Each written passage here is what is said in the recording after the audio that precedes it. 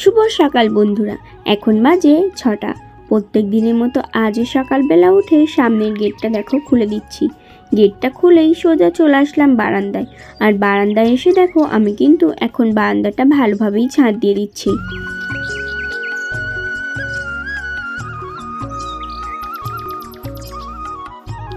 বারান্দাটা দেখো আমি তো ভালোভাবেই ঝাঁট দিয়ে দিচ্ছি।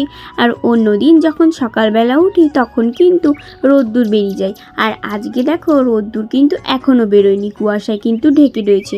আর বারান্দাটা আমার দেখো ভালোভাবেই ঝাঁট দেওয়া গেছে। বারান্দাটাকে ঝাঁট দিয়ে এখন এই যে নোংরাগুলো কিন্তু আমি রাস্তাটাই ফেলে দেবো।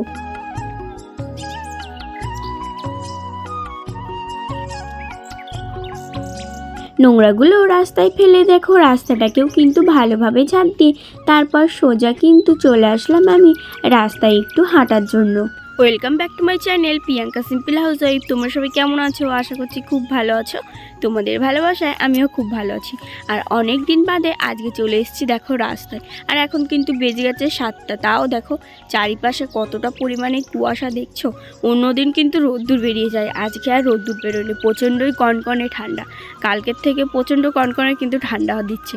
আর কালকে বৃষ্টিও হচ্ছিল, আজকে কিন্তু বৃষ্টি হচ্ছে না, আজকে প্রচণ্ডই কুয়াশা পড়েছে।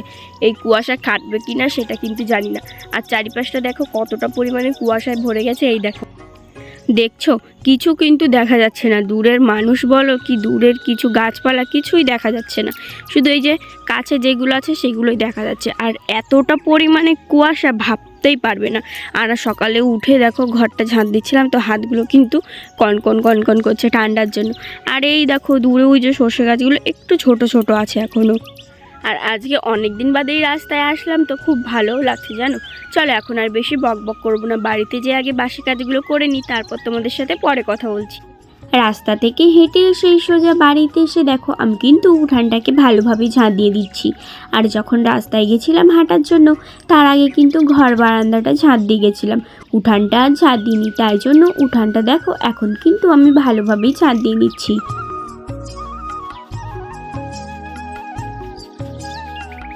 উঠানটা ঝাঁট দিচ্ছি আর এখন কিন্তু বেলা হয়ে গেছে, 7টা বেজে গেছে। আর এখনও কিন্তু আকাশে রোদ্দুর ওঠেনি। আর এদিকে দেখো আমার কিন্তু উঠানটা ভালোভাবেই পরিষ্কার করে ঝাঁট দেওয়া হয়ে যাচ্ছে। আর কি বলো তো, আগের দিন তো বৃষ্টি হয়েছিল, সেই জন্য কিন্তু উঠানটা একটু ভিজা ছিল, খালি পায়ে চললে কিন্তু পায়ে কাদা লেগে যাচ্ছে।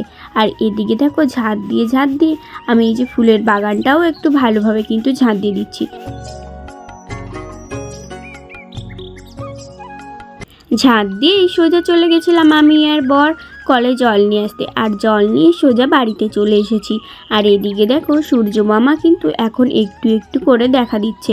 আর চারিপাশে এখনও কিন্তু কুয়াশা কাটেনি। আর গাছপালাগুলো দেখছো কত সুন্দর লাগছে দেখতে কুয়াশার মধ্যে। তারপরে সোজা কিন্তু চলে আসলাম কলপাড়ে। আর কলপাড়ে এসে এখন দেখো থালা বাসনগুলোকে আমি কিন্তু মেজে নিচ্ছি।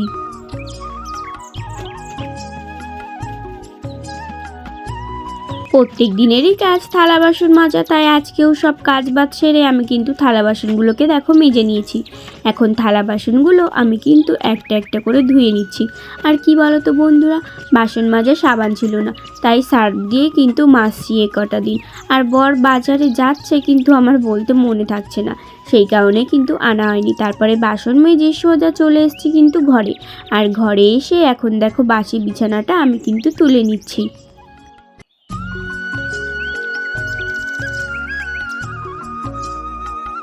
বিছানাটা তো তুলছি ঠিক কথাই, কিন্তু তোমরা অন্য দিন দেখো মশারির উপরে কাগজ দেওয়া থাকে, কালকে আর দিয়েছিলাম না জানো তো। কালকে দেখছিলাম যে শিশিরটা তেমন কিন্তু টিনে পড়েছিল না, সেই কারণে কিন্তু দিইনি। আর ওদিকে দেখো মশারিটা গুছিয়ে আমি রেখে দিয়েছি। আর কাঁথাগুলোকে আমি কিন্তু একটা করে সুন্দর করে ভাঁজ করে এই যে বালিশের ওপরে এইভাবে রেখে দিচ্ছি।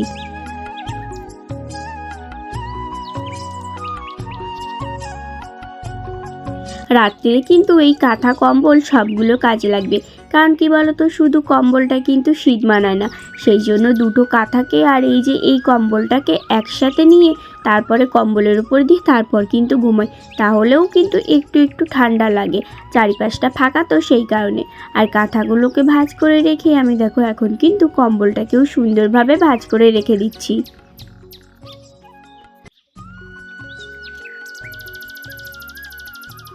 কাঁথা কম্বল সব কিন্তু ভাঁজ করে গুছিয়ে সুন্দরভাবে রেখে দিয়েছি। আর এখন দেখো বিছানাটাকেও কিন্তু আমি একটু টান টান করে পেতে নিচ্ছি। পেতে নিয়ে এখন দেখো সুন্দরভাবে বিছানাটাকে কিন্তু আমি ঝেড়ে দিয়েছি। বিছানা গুছিয়ে তারপর সোজা চলে আসলাম রান্নাঘরে। আর রান্নাঘরে এসে দেখো আমি কিন্তু বাসি উনানটাকে ন্যাতা দিয়ে দেবো, কারণ প্রত্যেক দিনই তো উনানটাকে ন্যাতা দিতে হয়, কারণ প্রত্যেক দিনই রান্না করার আছে। সেই জন্য প্রত্যেক দিন উঠে আমি কিন্তু উনানটাকেও ন্যাতা দিয়ে দিই। প্রত্যেক দিন তোমাদের সাথে হয়তো শেয়ার করা হয় না, যেদিন একটু টাইম পাই সেদিন ভাবি যে তোমাদের সাথে শেয়ার করি। আর এখন দেখো উনানটা কিন্তু আমি ভালোভাবেই ন্যাতা দিয়ে দিচ্ছি।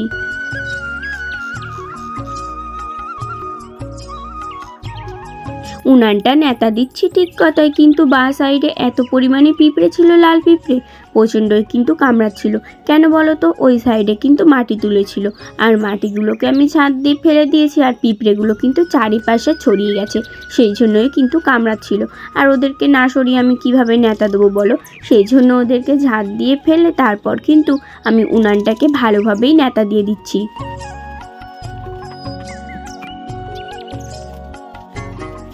সকালের সব বাসি কাজ গুছিয়ে তারপর দেখো চলে এসেছি কিন্তু রোদ্দুরে। আর এখানে আমি আর বর দুজনে মিলে কিন্তু সকালের খাবারটা খাচ্ছিলাম। আর আমি চা করে নিয়েছিলাম, তার সাথে ছিল ম্যাগি আর ছোলা বাদাম ভিজিয়ে রেখেছিলাম, আর ছিল মুড়ি। আর দেখো আজকে কিন্তু টোসের কৌটোটাকে নিয়ে বসে পড়েছি। আর পেছনে দেখো ফুল গাছগুলো কত সুন্দর হয়েছে না, দেখতে কিন্তু খুব ভালো লাগছে। চলো এখন আর বেশি বকবক করবো না, আমরা আগে চা খেয়ে নিই, তারপর তোমাদের সাথে আবার পরে কথা বলছি।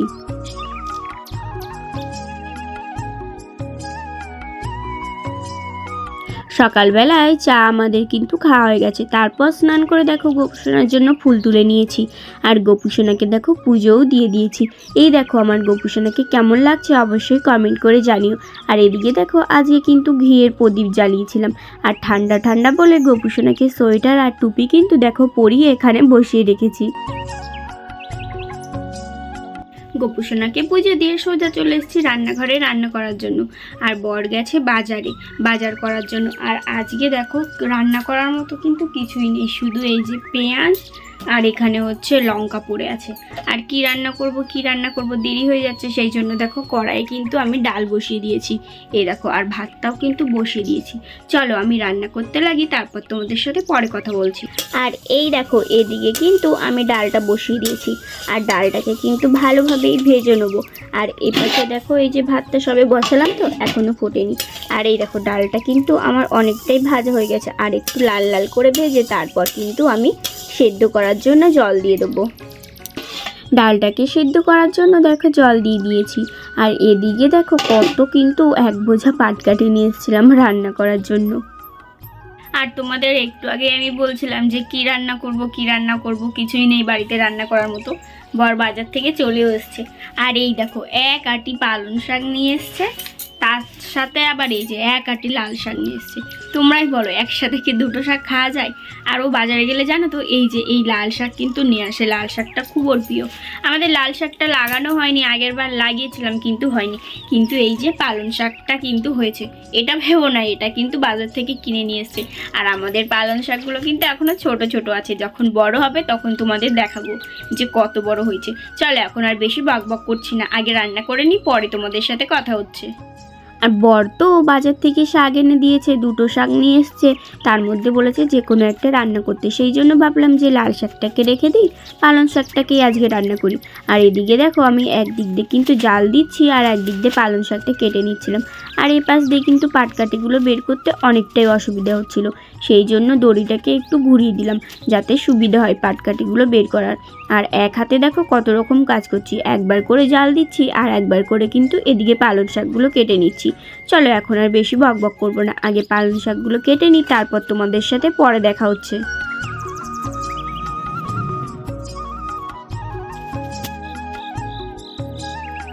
আর পালং শাকটা এত বড় বড় ছিল বন্ধুরা, এখানে কিন্তু 5টা থেকে 6টা পালং গাছ ছিল। আর পালং শাকগুলো খুবই কিন্তু মোটা মোটা ছিল জানো তো। আর এই যে কটা নিয়ে এসছে আমাদের দুজনের কিন্তু ভালোভাবেই হয়ে যাবে দুবেলা। আর আজকে ভাবছি পালং শাকের ভেতরেও একটু আলু দেবো। আর বর কিন্তু বাজার থেকে 3 কিলো আলুও নিয়ে এসছে।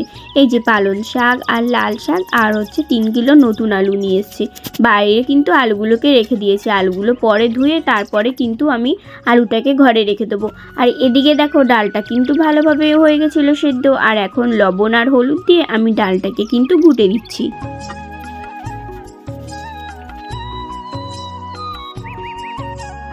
এপাশে তো ডালটা ঘুটে দিচ্ছিলাম আর ওপাশে ভাত হচ্ছিল। ডালটাকে ভালোভাবে ঘুটে এবার দেখো আমি ডালে জল দিয়ে দিয়েছি। আর ডালটাকে কিন্তু আমি জল দিয়ে এবার ডালটাকে নামিয়ে নেব। তারপর কিন্তু ডালটাকে একবারই ফোড়ন দিয়ে দেবো। আর কড়াইটা এতটা উঁচু করে ঢাললাম কেন বলো তো, কারণ কড়াইয়ের তলায় মাটি লেপেছি তো, আর যদি নিচু করে ঢালি তাহলে কিন্তু ডালে কাদাগুলো পড়বে, সেই জন্যই উঁচু করে ঢেলে দিলাম। আর এখন দেখো কড়াই কিন্তু সরষের তেল দিয়ে দিয়েছি ডালটাকে ফোড়ন দেবো বলে।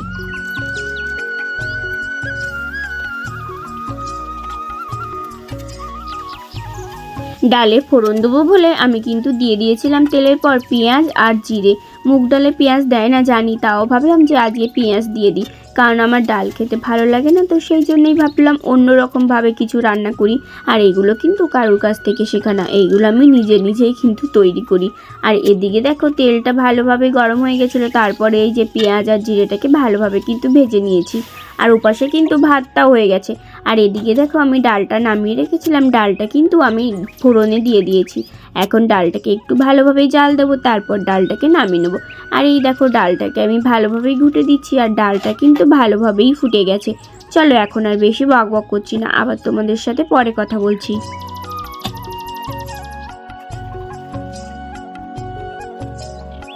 ডালটা তো এই পাশে হচ্ছিল আর এদিকে ভাতটা হয়ে গেছে। বললাম ভাতটাকে দেখো আমি কিন্তু এখন ফ্যান ঝাড়া দিয়ে দিলাম। আর ডালটাকে আমি এখন ভালোভাবেই কিন্তু ঘুটে দিচ্ছি। আর আমার এদিকে কিন্তু ডাল রান্না করাও হয়ে গেছে, ডালটাকে আমি একটু বাদে কিন্তু নামাবো। আর এই পাশে দেখো শাক রান্না করার জন্য আমি রসুনগুলোকে ভালোভাবেই থেতো করে নিয়েছি। থেতো করে পেঁয়াজের মধ্যে এখন রেখে দিলাম। আর এই পাশে এই যে ডালটাকে আর একবার ঘুটে দিচ্ছি। ডালটাকে এখন কিন্তু আমি নামিয়ে নেবো।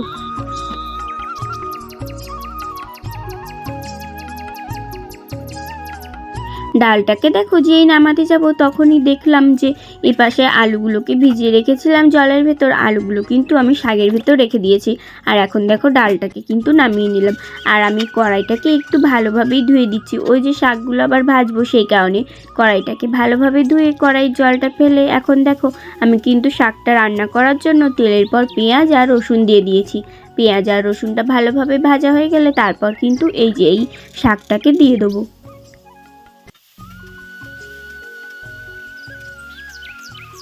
এদিকে দেখো পেঁয়াজ রসুনটাকে ভালোভাবে ভেজে নিয়ে আমি কিন্তু এখন শাকটা দিয়ে দিচ্ছি।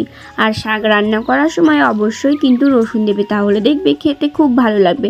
আর পালং শাক কিন্তু অন্যদিন এমনি ভাজি, আজকে ভাবলাম একটা আলু দিয়ে দিই, সেই জন্য ছোট ছোট করে আলু দিয়ে দিয়েছিলাম। আর এদিকে দেখো পালং শাকটা কিন্তু আমার রান্না করা হয়ে গেছে। আর এই পাশে এই যে পাটকাঠিগুলো দিয়ে রান্না করছিলাম, সব পাটকাঠিগুলো কিন্তু খুলে যাচ্ছিল, সেই জন্য এই আটিটাকে আবার ভালো করে দেখো বেঁধে আমি কিন্তু সাইডে সরিয়ে রাখবো। আর এখানটা কিন্তু ভালোভাবে পরিষ্কার করে ঝাঁট দিয়ে দেবো। আর আটিটাকে দেখো এখন ভালোভাবে বেঁধে নিয়েছি আর সাইডে কিন্তু সরিয়েও রেখে দিলাম। এখন এখানটা কিন্তু ভালোভাবে একটু পরিষ্কার করে নিচ্ছি।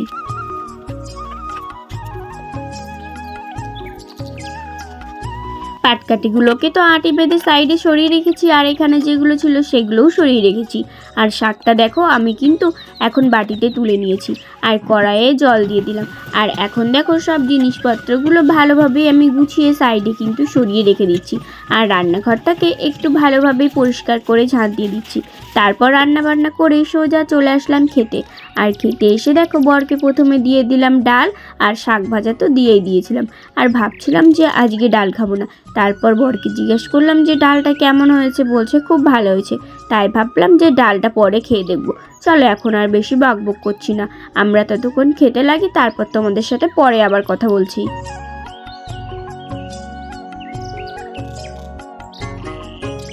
ওদিকে তো বর ডাল দিয়ে মাখিয়ে নিয়েছে আর শাক ভাজা একটু একটু করে খাচ্ছে। আর এদিকে দেখো আমি কিন্তু ভাতের সাথে শাক দিয়ে কিন্তু সব ভাতগুলো খেয়ে নিচ্ছিলাম। আর আজকে ভিডিওটা আর বেশি বড় করছি না। আজকের ভিডিওটা তোমাদের কেমন লাগলো অবশ্যই কিন্তু কমেন্ট করে জানাবে। আর যারা যারা এখনও চ্যানেলটিকে সাবস্ক্রাইব করোনি তাদেরকে বলছি অবশ্যই চ্যানেলটি সাবস্ক্রাইব করবে। দেখা হচ্ছে আবার নেক্সট ব্লগে। সবাই ভালো থাকবে, সুস্থ থাকবে, সাবধানে থাকবে। ধন্যবাদ।